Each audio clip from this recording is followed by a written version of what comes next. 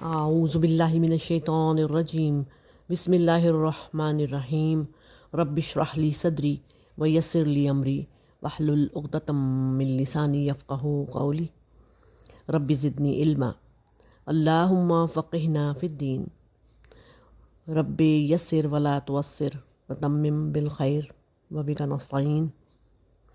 السلام علیکم ورحمۃ اللہ وبرکاتہ۔ آج ہمارا سبق سورۃ النساء آیت نمبر 64 ہے۔ شروع کرتے ہیں۔ بسم اللہ الرحمن الرحیم۔ وما ارسلنا من رسول الا لیطاع باذن اللہ ولو انہم اذ ظلموا انفسہم جاؤوک فاستغفروا اللہ واستغفر لہم الرسول لوجدوا اللہ توابا رحیما۔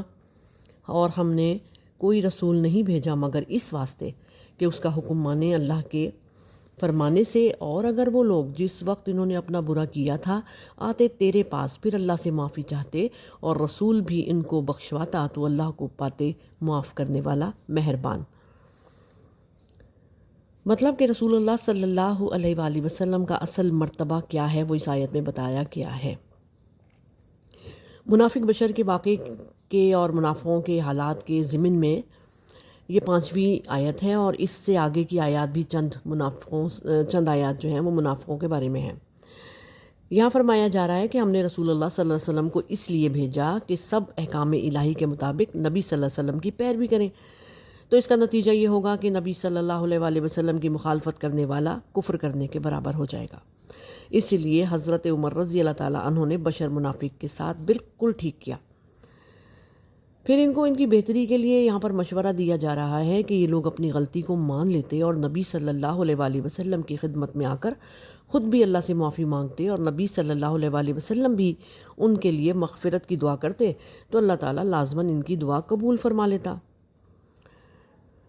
نبی صلی اللہ علیہ وآلہ وسلم صرف ماننے کے لیے نہیں ہیں، رسول اللہ صلی اللہ علیہ وآلہ وسلم ان کو ہم نے مان لیا، بلکہ رسول اس لیے آتا ہے کہ اس کی اطاعت کی جائے۔ وہ صرف عقیدت کا ہی نہیں بلکہ اطاعت کا مرکز ہوتا ہے۔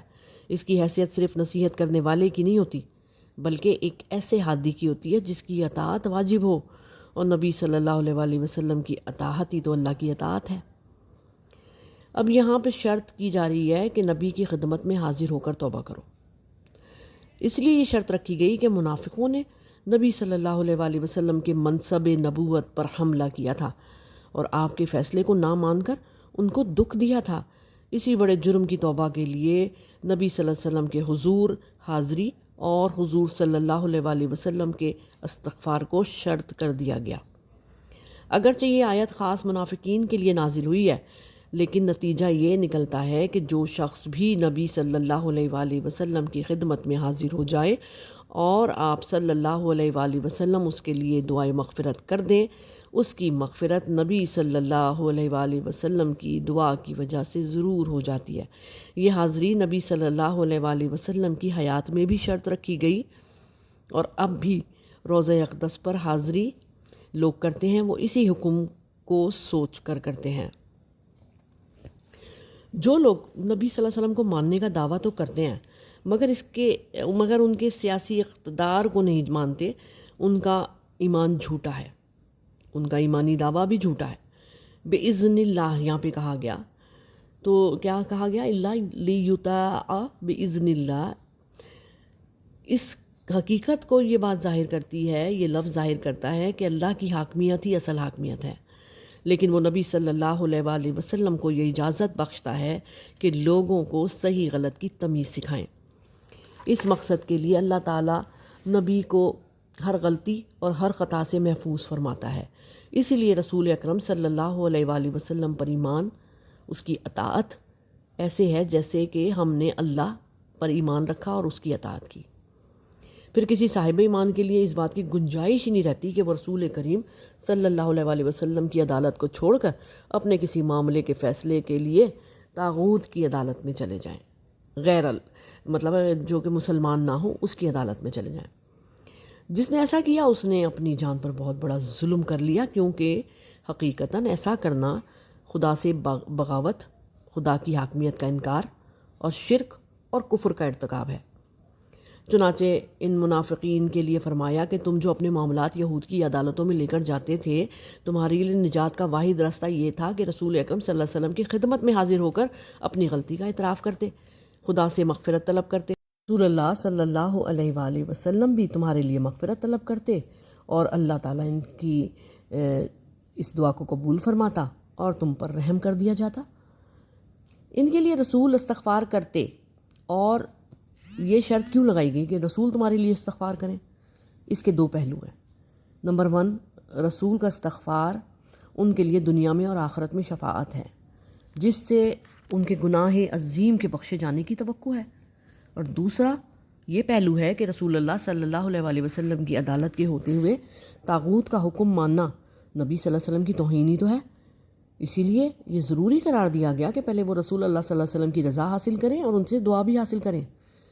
منافقین سوچتے تو ان کو رسول اللہ صلی اللہ علیہ وسلم کی برکتوں سے بہت زیادہ فائدہ اٹھانے کا موقع ملا تھا، مگر انہوں نے اس کی قدر ہی نہ کی۔ نتیجتاً اللہ تعالیٰ نے ان کو بعد میں اس موقع سے ہی محروم کر دیا۔ حافظ ابن کثیر رحمۃ اللہ علیہ نے ایک بدوی کی حکایت نقل کی ہے۔ یاد رہے کہ یہ حکایت ہے، نہ قرآن ہے، نہ تفسیر ہے، نہ حدیث ہے۔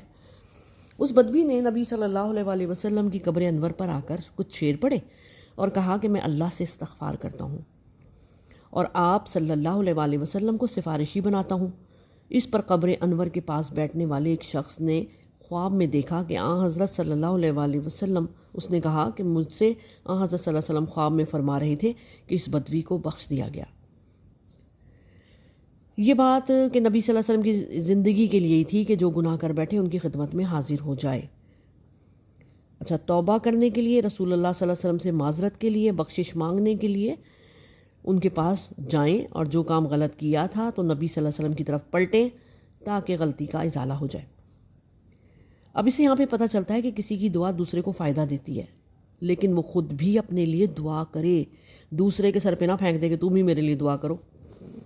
جیسے کہ آج ہمارے یہاں مغفرت کے لیے خود ہی نظریہ بنایا ہوا ہے کہ لوگ آئیں، پڑھیں، تسبیح پڑھیں، قرآن پڑھیں اور دعا کر دیں اور چلے جائیں۔ خود نے ہم نے بیٹھنا ہی نہیں ہے، ہم نے پڑھنا ہی نہیں ہے، ہم نے دعا نہیں کرنی، تو یہ صحیح نہیں ہے۔ جب تک طلب نہ ہو اللہ نہیں دے گا۔ دوسرے کے لیے مانگی ہوئی دعا دوسرے کو فائدہ تو ضرور دیتی ہے، لیکن ہمیں خود بھی طلب کرنی ہے۔ رسول اللہ صلی اللہ علیہ وسلم کی دعا تو رحمت کا باعث ہے۔ مومن کی دعا مومن کے لیے قبول ہوتی ہے۔ جب کوئی کسی مومن کے لیے دعا کرتا ہے تو اللہ ایک فرشتہ مقرر کر دیتا ہے جو دعا مانگنے والے کے لیے دعا کرتا ہے کہ جو اس نے دوسرے کے لیے مانگا اللہ تعالیٰ اس کو بھی عطا کر دے۔ سبحان اللہ۔ اگر انسان علم رکھتا ہو تو وہ کیسے گمراہ ہو جاتا ہے؟ جب انسان دین کو اپنی خواہشات کے اور مصلحتوں کے مطابق پڑھتا ہے نا دین کو، تو جب انسان کے ذہن میں دین کا خود ساختہ ہی تصور قائم ہو جاتا ہے، وہ ایمان کہتا ہے کہ ہاں میں ایمان چاہتا ہوں، لیکن وہ خواہشات اور مصلحتوں سے باہر نہیں آنا چاہتا، تو پھر اس کا صراط مستقیم اور ایمان دونوں ہی کہیں گم ہو جاتے ہیں۔ کوئی کسی وقت بھی توبہ کی طرف لوٹے، اللہ تعالیٰ کی طرف سے اس کے لیے مغفرت کا دروازہ کھلا ہے۔ آج نبی صلی اللہ علیہ وسلم کے پاس جا کر ان سے دعا کروانے اور جو ہے وہ ان کی بارگاہ میں جا کر توبہ کرنے کی کوئی شرط نہیں ہے۔ یہ تو اس وقت بھی عام حالات میں یہ شرط نہیں تھی، وہ تو ایک خاص واقعے کے بعد یہ آیات اتری تھیں کہ تم نے غلط کیا ہے، طاغوت کے پاس گئے ہو اپنے فیصلے کروانے، اسی لیے نبی صلی اللہ علیہ وسلم کی خدمت میں جا کے معافی مانگو اور جا کر وہاں پر اللہ سے توبہ کرو اور وہ بھی تمہارے لیے دعا کریں، پھر جا کے تمہاری توبہ قبول ہوگی۔ لیکن عام حالات میں جہاں کہیں بھی ہو تم دعا کر سکتے ہو، توبہ کر سکتے ہو، اللہ توبہ قبول کرنے والا ہے، اللہ نہایت رحم کرنے والا ہے، بہت بہت توبہ قبول کرنے والا ہے۔ تو بار بار گناہ کرے گا، اللہ بار بار تیری توبہ قبول کرے گا۔ کوئی کسی وقت بھی اللہ سے رجوع کرے، اس کی طرف لوٹے، اللہ تعالیٰ بخشنے والا ہے۔ جس کا ارادہ ہو آگے بڑھ کر توبہ کا دروازہ کھول لے، اور اللہ نے اس بات کو اس لیے خاص طور پر ذکر کیا ہے، منافقین نے طاغوت سے اپنے فیصلے کرائے تھے، اسی لیے رسول خدا صلی اللہ علیہ وسلم کی خدمت میں جا کر معافی مانگ کر اور پھر اللہ سے توبہ کی جو ہے وہ حکم صادر کیا گیا تھا۔ اللہ تعالی ہم سب کو اپنی امان میں رکھے اور اس طرح منافقین کے رستے پہ چلنے سے بچائے، اور اللہ تعالیٰ ہم سب کو سیدھا رستہ عطا فرمائے اور ایمان کی سلامتی دے دے۔ آمین ثم آمین یا رب العالمین۔ اللہم صلی علی سیدنا محمد وعلی آل محمد کما صلیت علی ابراہیم وعلی آل ابراہیم انک حمید مجید۔ اللہم بارک علی محمد وعلی آل محمد کما بارکت علی ابراہیم وعلی آل ابراہیم انک حمید مجید۔